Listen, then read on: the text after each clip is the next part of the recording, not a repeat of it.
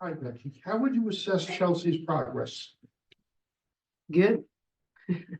She every game she gets her legs and stuff under her a little bit more. I think she's pretty much back to normal. Becky, when you look at game film, I know you always say you worry about what your team's doing, but the Fever have improved dramatically with the adjustments that they made when they had that week off to sort of practice finally and finally a Boston get her some more touches, involve Kelsey Mitchell, who's the leading scorer.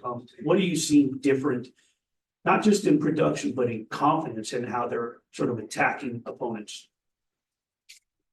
Well, I think the chemistry between Caitlin and Aliyah has developed, has grown a lot.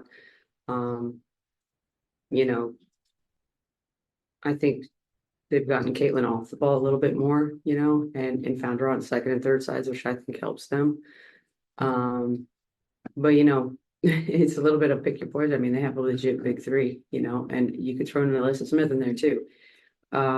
Big four. I mean, they're offensively skilled team. So we got to make sure we're buckled in defensively, doing what we're supposed to be doing. And at the end of the day, they're going to score points. It's just trying to make their life as difficult as possible in the meantime. Coaches seem like from so loud in here, Michael. We need you to have a mic. Well, you and I are getting older. So yeah, no. Speak up. It seems like from a composure standpoint, we've seen a young team like Indiana improve, and I think we saw that last Sunday. Are there anything you sort of going in think about that's a little different? Like I know you've sort of answered that a little bit, but different in terms of facing them from a composure standpoint than from the first time you faced them. I think if you talk about composure, maybe patience, they're willing to work for it a little bit more instead of trying to beat defenses on the first and second attempt. Sometimes you got to work that clock. You got to work for the great one. So they've had some growth there. I just think their schedule obviously is to come out the gates. Was just brutal. So I think Christy has them on the up and up and moving in the right direction. At the end of the day, what you got is a couple number one picks. That's how you get good over time, and they're just going to keep getting better. I think every year, Caitlin, Aliyah, Melissa, they're going to get better every year, and that's how you get a better team and a better product every year after year. And it's a little bit of what Vegas had done.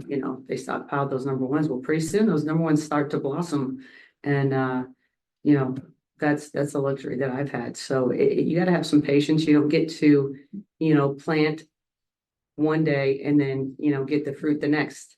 You got to wait. You got to play the waiting game. Continue to water and nurture the growth of the players and of your team. So, like I said, I think they're headed in the right direction. I think there's probably an understanding between Aliyah and Caitlin too, that they need each other. You both will be better when the other one is better.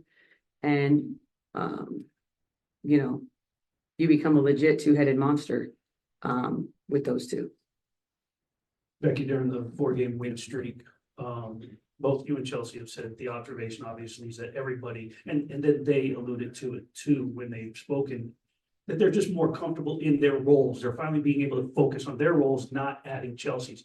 Is there one in particular? We know Asia's playing out of this world. She's front runner for MVP, but is there somebody who's really benefited most, even if it's Aliyah moving back into her role, that's thriving exceptionally, benefiting with Chelsea being back? I think probably Kelsey and Jackie benefit the most because they were the ones that were the most out of position per se.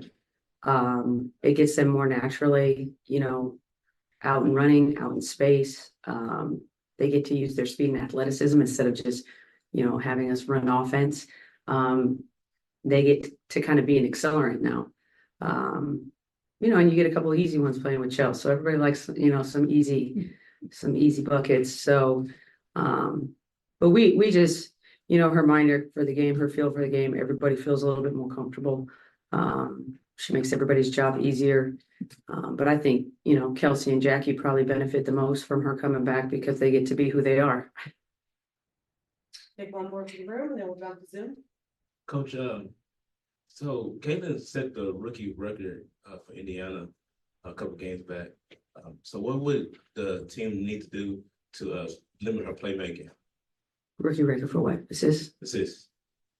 I mean, you have to pick your poison a little bit with her. She's just playing basketball. She's playing she's reading defense. You know, you do this, she's gonna do that. You do that, she's gonna do this.